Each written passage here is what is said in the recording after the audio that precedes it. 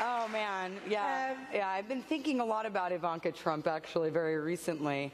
I'm sure you saw the interview she gave with Gayle King yesterday, but it was kind of baffling, I have to say. It was really baffling. And, you know, I think you can't have it both ways, right? If you take a job as a public advocate, then you must advocate publicly, right? You advocate for publicly.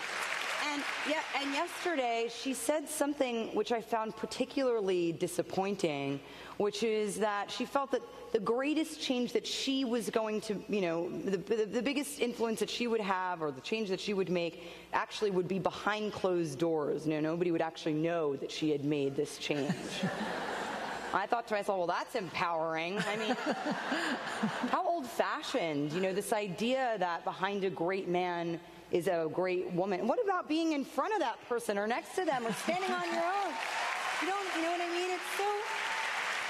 It's such an old-fashioned concept that to be this powerful woman, you know, you can't appear, you know, to be concerned with, like, you're going to feel that somebody's going to think that you're, you know, that you're bitchy, or that you're, you know, I mean, I think powerful women often, you know, they get concerned with this idea that they're going to be seen in this unforgiving light, and, you know, screw that. It's so old-fashioned, and it's so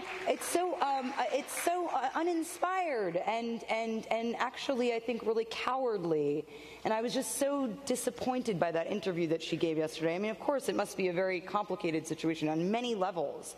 I can't imagine how complicated it must be to see your parent, you know, go for, you know, in this sudden, you know, in the position that he's in, and know deep down, and not so deep down, that it's a position that he never actually really wanted. And now he's in this position and finds himself there. And I think it must be, I think as a daughter and as somebody that looks up to a, you know, a parental figure like that, it must be pretty, it's a unique and strange thing.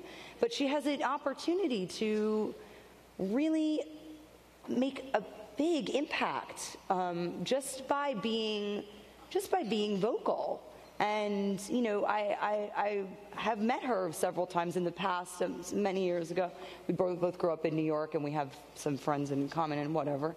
And she's a very well-spoken and smart, you know, intelligent woman, and you know, I think engaging. You know, it's kind of a it's a bit I don't know. It baffles me. The whole situation baffles me. But anyway, there you go.